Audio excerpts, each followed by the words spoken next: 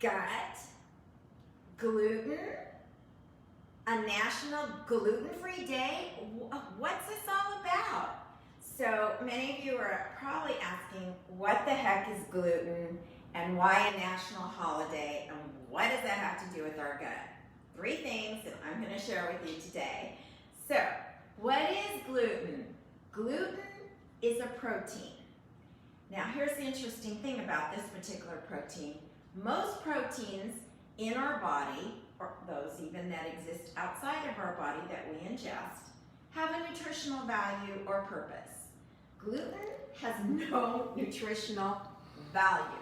So, where is it found? How did we find out about it? Because I, for one, for a long time went, gluten, what's that all about? So gluten is found primarily in wheat, rye, and barley in its purest forms. Now here's how we, as Americans, and a lot of other people outside of America, Europeans, North America, South America, anyway, how did we find out about gluten? So, back in the 1890s, going into the 1900s, our country and Europe primarily started to develop the manufacturing of bread on a wide scale, right? With that came changes to make the bread last longer on the shelf. They're not sure, but a lot of people believe that because of that, the gluten started to somehow transform, change, to the point that when we ingested that piece of wheat bread or, wheat flour or whatever we found it in our baking products or pies, whatever we were doing, it was going to get harder and harder to process that gluten in the digestion process of our body, our natural digestion process. It's not an allergy. Gluten is not an allergy. It's not a disease. For some reason, certain people have more sensitivity. Are they ingesting more gluten? We don't know. Is it genetic? We don't know. A lot of science is being done on this still. However, we do know that when you start having gut pain and not feeling so good, it's probably related to the gluten. So, I'm going to talk, and why do we have a national holiday? Well, because in 1950, when it was finally officially somewhat figured out by science and medical doctors, they decided we need to talk more about this. We need to expose this to the public so that they know they're not dying and that there's no real cure for this.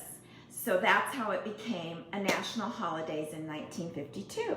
And since then, people have been learning more and more and more about gluten and have been transforming into gluten-free products. I, for one, don't really eat that much wheat at all. Once in a while, I have a wheat sandwich, but not often. And I've substituted to almond, coconut. So, what am I going to talk about today? A gluten-free snack that's easy breezy. All right? I mean, you don't even need to bake. You don't need to use your stove. It's all right in front of you in a few minutes. Your kids will like it. You will like it. Easy breezy. And it's a snack, or it can be a supplement to part of your meal if you want. It can be a dessert. What is it? Chia pudding. You go, chia pudding. What is chia? And what is chia pudding? So, let me show you what chia looks like. This is chia in its, beginning stages. It's a plant.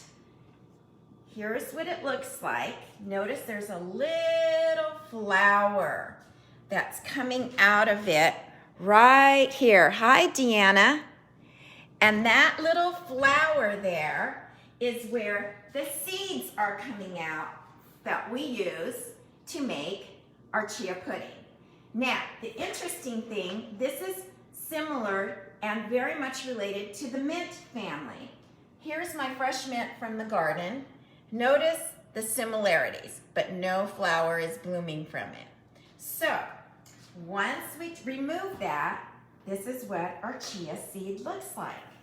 Who were the first people to discover this and to use it? The Mayans. That's where we got the name Chia. Chia comes from the Mayan original form in their language, meaning strength. Hello? Yes, it's strength. It helps strengthen us, and it's gluten-free. So what are we gonna make? We're gonna make a simple chia pudding. All you need, spatula, a little thing to pour it out with, a cup, and a few ingredients. So, no necessary special combination. You just dump it all together. So we're gonna start off with a gluten-free milk, which is almond milk.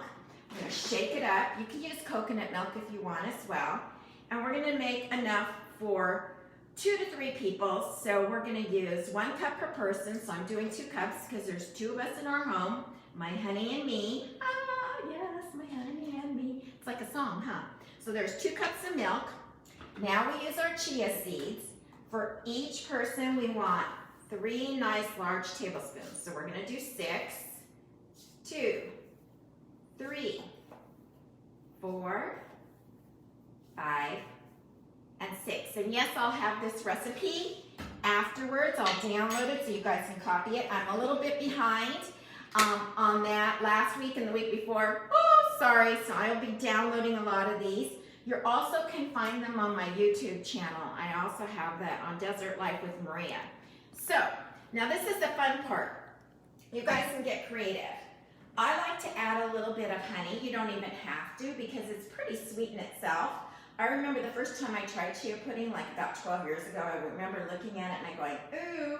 But let me tell you, it tastes fabulous and has a little crunch to it. So, I don't even use a teaspoon, but you can, like 2 to 3. I just use like a couple of 2 big squirts. So I'm doing 2 big squirts. And you can use a guava syrup if you want to, but I think it's gonna be sweet enough. And I definitely like to use a really good vanilla extract. It just not only gives it a really wonderful taste, but the smell and the aroma once it sits is amazing. So we're gonna use just 1 small teaspoon of that and put it in.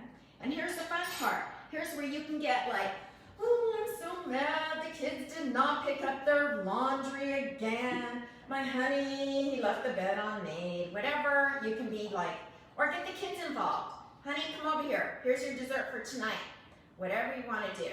So, it's a great way to get your anger. You're just going to stir it a little bit. You can do it with a spatula or you can do it with a whisk. So, now this will sit at room temperature for just a few minutes. What are you gonna do with it? Glass jar is the best way to go, guys. No plastic. And I recycle. So these were from our farmer's market, so I just collect them. They were leftover homemade jam that someone had made. They're the perfect size for a little snack. And you can pick these up at the dollar store because a lot of us don't have farmers markets right now because of the challenges in the world. I know ours is stopped. So this has now been sitting about 3 to 5 minutes, right? Probably a little bit less right now since I've been talking. But we're gonna go ahead and put it in here.